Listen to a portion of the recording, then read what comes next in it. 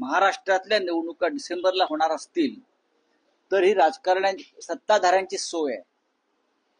ज्यांना महाराष्ट्रात पराभवाची भीती वाटते, ज्यांना राजकारणात पराभवाची भीती वाटते, महाराष्ट्रात पराभवाची भीती वाटते की आम्ही निवडणूक हरू, आता निवडणुका वेळेस घेतल्या, तर त्यांनी अशा पद्धतीनं हा डाव टाकलेला आहे. झारखंड आणि महाराष्ट्र या निवडणुका सुद्धा हरियाणा बरोबर व्हायला हरकत नव्हत्या, पण झारखंडची निवडणूक यासाठी पुढे ढकलली.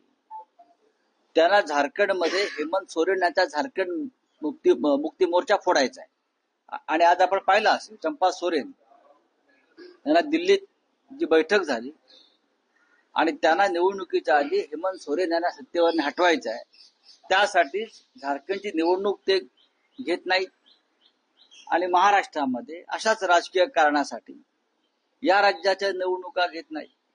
महाराष्ट्रामध्ये विधानसभा, महानगरपालिका, जिल्हा परिषदा, नगरपालिका, पंचायती कोणत्याही निवडणुका जर निवडणूक आयोग घ्यायला तयार नसेल, सरकार घ्यायला तयार नसेल, याचा अर्थ ही हुकुमशाहीच आहे. एक प्रकारे हुकुमशाहीच आहे. कुठे आहे राज्यघटना, कुठे आहे संविधान? याचं उत्तर कोणी देईल का?